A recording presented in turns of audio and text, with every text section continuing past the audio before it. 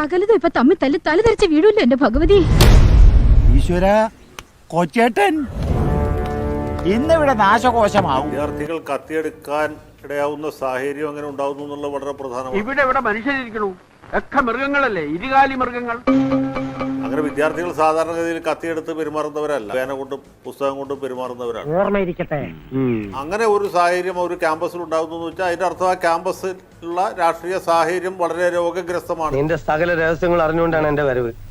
എന്നെ അത്ര എളുപ്പം പറഞ്ഞു വിടാൻ നോക്കണ്ട. അത് അപകടകരമായ ഒരു സ്ഥിതിയിലാണ് പോകുന്നത് എന്നുള്ളത് കൊണ്ടാണ്. സാധാരണഗതിയിൽ അങ്ങനെ ഉണ്ടായില്ല. ഇപ്പൊ ഈ മഹാരാഷ്ട്രയിൽ ഉണ്ടായ കാര്യത്തെക്കുറിച്ച് നമ്മൾ പല കാര്യങ്ങളും പറഞ്ഞു കേട്ടിട്ടുണ്ട്. ഇത് അടിക്ക് പേര് കേട്ട കോളേജാ. അവിടെ യഥാർത്ഥത്തിൽ എന്തുണ്ടായത്? ക്യാമ്പസ് ഫ്രണ്ട് എന്ന് പറഞ്ഞ ഒരു സംഘടന, എനിക്കും ആ സംഘടന ഇഷ്ടമല്ല. വല്ലപ്പോഴേ കോളേജിൽ വരും, വന്നാലൊരു അടി ഉറപ്പാ. ആ സംഘടന അപകടകരമായ പല ആശയങ്ങളും മുന്നോട്ട് വെക്കുന്ന ഒരു രാഷ്ട്രീയ പ്രസ്ഥാനത്തിന്റെ വിദ്യാർത്ഥി വിഭാഗമാണ് എന്നുള്ള കാര്യം ഞാൻ അംഗീകരിക്കും. അത് സംശയമില്ലാത്ത കാര്യമാണ്. ആ സംഘടനക്കാർ അതിലെഴുതുന്നു, അതിന്റെ പുറത്ത് മറ്റൊരു സംഘടനക്കാർ വന്ന് വർഗീയത തുലയട്ടെ എന്ന്. കുടുംബത്തിന് മാനക്കേടുണ്ടാക്കാനും പത്രക്കാർക്ക് കഥകൾ ഉണ്ടാക്കാനും കോമാളി വേഷം കിട്ടി ഇറങ്ങി. അതേ തുടർന്ന് ഒരു സംഘർഷം ഉണ്ടാകും. ഈ ക്യാമ്പസ് ഫ്രണ്ടിൽപ്പെട്ട ആളുകളെ SFIക്കാരെ അടിക്കുന്നു. ഇത് 9:30 മണിക്കാണ്. അടി കൊണ്ട് ഇവരെണ്ണത്തിൽ കുറവാണ്. അവർ പുറമേ നിന്നുള്ള പോപ്പുലർ ഫ്രണ്ടുകാരുടെ സഹായം തേടുന്നു.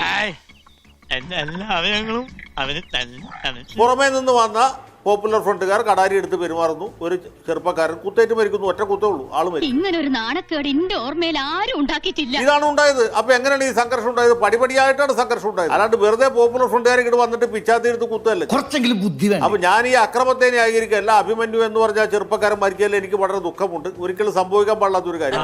രാഘവൻ പറഞ്ഞത് വാസ്തവം. ആ കോളേജിൽ നിലനിൽക്കുന്ന ഒരു ജനാധിപത്യ സംവിധാനം എങ്ങനെയാണ്, രാഷ്ട്രീയ അന്തരീക്ഷം എന്താണ് നമ്മൾ ആലോചിക്കാൻ.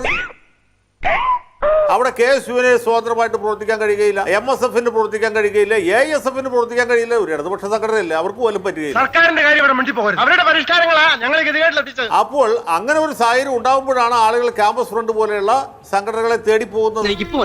ചതിക്കരുത്, എന്റെ പ്രസ്റ്റീജ് പ്രശ്നമാണ്. നിക്കക്കള്ളില്ലാത്ത സ്റ്റേജ് വരുമ്പോഴാണ് ഇങ്ങനെയൊക്കെ ആളുകൾ ചെയ്യുന്നത്. ആദ്യം വ്യക്തി നന്നാവണം, എങ്കിലേ കുടുംബം നന്നാവും. കുടുംബം നന്നായ സമൂഹം നന്നാവും. സമൂഹം നന്നായ രാജ്യം നന്നാവും. രാജ്യം നന്നായ ലോകം നന്നാവും.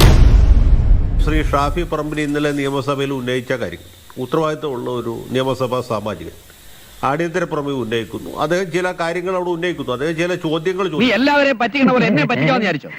കുളത്തിൽ മുങ്ങിയാ കിണറ്റി പോകുന്നവനാ. അത് നിയമസഭാ തലത്തിൽ ചോദിച്ചാൽ ആ ചോദ്യങ്ങൾക്ക് ഉത്തരം പറയാനുള്ള ബാധ്യത, ഉത്തരവാദിത്തം നമ്മുടെ മുഖ്യമന്ത്രിക്ക്. അങ്ങേർക്ക് മതിഭ്രമമല്ലേ, മതിഭ്രമം. ആ മുഖ്യമന്ത്രിയുടെ മറുപടി മുഴുവൻ ശ്രദ്ധിച്ചാൽ അദ്ദേഹം ആ ചോദ്യത്തിന് ഉത്തരം നൽകുന്ന എന്ന് ഒഴിഞ്ഞു മാറുകയാണ് നമുക്ക്. മന്ത്രി പോകുന്നു.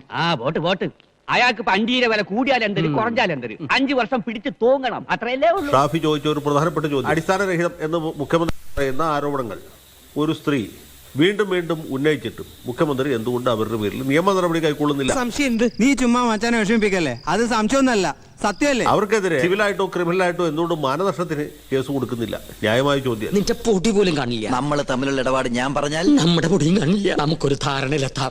ശ്രീ മാത്യു കുഴൽനാടൻ ഇതുപോലെയുള്ള ആരോപണങ്ങൾ ഇന്ന് വീണ്ടും ഉന്നയിക്കുന്നു. നിയമസഭാ തലത്തിൽ ചോദിക്കുന്ന പോലെയല്ലോ, പുറത്ത് അദ്ദേഹം ഈ ആരോപണങ്ങൾ ആവർത്തിക്കുന്നു മുഖ്യമന്ത്രിക്ക് മകൾക്കുമെതിരെ. ഞാൻ ചോദിക്കുകയാണ് സുഹൃത്തുക്കളെ, പറയൂ സർക്കാരെ. ആരോപണങ്ങൾ അദ്ദേഹം ഉന്നയിക്കുന്ന പുറത്താണ്. അദ്ദേഹവും പറയുന്നു മുഖ്യമന്ത്രി എന്റെ പേരിൽ നിയമ നടപടി കൈക്കൊള്ളട്ടെ, ഞാൻ ഈ പറഞ്ഞ കാര്യങ്ങൾ തെറ്റാണ്. ഞാനങ്ങനെ അവസാനിപ്പിക്കും, നീയൊക്കെ അല്ലേ എന്റെ കൂട്ടത്തിലുള്ളത്. സ്വാഭാവികമായിട്ടും അതൊരു ചോദ്യമല്ലേ, എന്തുകൊണ്ടാണ് മാത്യു കുഴൽനാടൻ എന്ന് പറഞ്ഞൊരു MLA, അദ്ദേഹം നിയമത്തിൽ ഡോക്ടറേറ്റ് ഉള്ള ആളാണ്, വെറും ഒരു MLA, അയാളൊരു കോടാലിയാണെന്നാ കേട്ടത്. ആ വക്കീലേ, അദ്ദേഹം വെല്ലുവിളിക്കുകയാണ് മുഖ്യമന്ത്രി എന്തുകൊണ്ട് കേസെടുക്കും. അതൊക്കെ ആലോചിക്കുമ്പോഴാ എന്റെ നെഞ്ചിനകത്തൊരു പുകച്ചില്. ഭയപ്പെടാതെ അമ്മച്ചരെ. അപ്പൊ എനിക്കും ചോദിക്കാനുള്ള ഒരു ചോദ്യമുണ്ട്. ഒരു MLA പോയിട്ട് പഞ്ചായത്ത് മെമ്പർ പോലും അല്ലാത്ത അഡ്വക്കേറ്റ് ജയശങ്കറിനെതിരെ ബഹുമാനപ്പെട്ട മുഖ്യമന്ത്രി പണ്ട് 50 ലക്ഷം രൂപ നഷ്ടപരിഹാരം ചോദിച്ച് വക്കീൽ നോട്ടീസ് അയച്ച ആളാണ്. നാണല്ലാതെ എന്തൊരു മറ്റുള്ളവന്റെ കീശത്തപ്പണം അധ്വാനിച്ച് ജീവിച്ചൂടെ? തന്റെ പോക്കറ്റൊന്നും ഞാൻ അടിച്ചില്ലല്ലോ. മാത്യു കുഴൽനാടനെതിരെ എന്തുകൊണ്ട് നടപടി എടുക്കുന്നില്ല? ന്യായമായ ചോദ്യമാണ്. ഈ ചോദ്യങ്ങൾക്ക് ഒന്നും മുഖ്യമന്ത്രി ഉത്തരം പറയുന്നില്ല എന്നുള്ളതാണ് ഇതിന്റെ പ്രശ്നം. ഞാൻ പറഞ്ഞ രാഷ്ട്രീയമായിട്ടുള്ള വിഷയം. എന്താ ഒന്നും മിണ്ടാത്ത? അവനിനി മിണ്ടൂല, അവനിനി ജീവിതത്തിൽ ആരോടും മിണ്ടൂല. അങ്ങനെ വരുമ്പോൾ മുഖ്യമന്ത്രി വാചാടോപം നടത്തും. അദ്ദേഹം ചില പഴഞ്ചൊല്ലുകൾ ഉദ്ധരിക്കുന്നു, പഞ്ചതന്ത്ര കഥ പറയും. പഞ്ചതന്ത്ര കഥ അല്ലല്ലോ നമുക്ക് വേണ്ട. തെളിക്കുന്ന വഴി പോയില്ലെങ്കിൽ പോകുന്ന വഴി തെളിക്കുക. കേരളത്തിന്റെ മുഖ്യമന്ത്രിയിൽ നിന്ന് മലയാളികൾ പ്രതീക്ഷിക്കുന്ന ചില ഉത്തരങ്ങളുണ്ട്. ആ ഉത്തരങ്ങളാണ് അദ്ദേഹം നൽകുന്നത്. ഇനി നമ്മളിപ്പോ എന്താ ചെയ്യാ?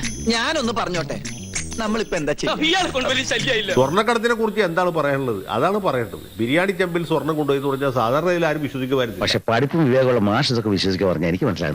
നേർക്ക് എന്നാ വിശ്വസിക്കാതിരിക്കാൻ പറ്റുമോ? ഇപ്പോഴത്തെ നിലയിൽ ആളുകൾ വിശ്വസിപ്പിക്കുന്ന ഒരു നിലയിലേക്ക് ഇവർ എത്തിച്ചിരിക്കുകയാണ്. കൃത്യമായ ഉത്തരങ്ങളാണ് നമുക്ക് വേണ്ടത്. അപ്പൂതി മനസ്സിലിരിക്കുള്ളൂ. ദേശാഭിമാനി പത്രം തുടങ്ങിയ കാലത്ത് തൊട്ട് അവർ എഴുതുന്ന ഒരു കാര്യമുണ്ട്. പഴമുറം കൊണ്ട് സൂര്യരശ്മിനെ തടയാൻ കഴിയുകയില്ല. ആ പത്രത്തിന് എത്ര പഴക്കമുണ്ടോ അന്ന് മുതൽക്കുള്ളതാണ്. കൂടുതൽ എന്നെ നാറ്റിക്കാൻ. ഒരു 6 ഇഞ്ച് നീങ്ങി ഒരു ചുവന്ന സ്വിച്ച് കാണുന്നുണ്ടോ? കാണുന്നുണ്ട്. ഈ സ്വിച്ചിന്റെ കാര്യമാണ്.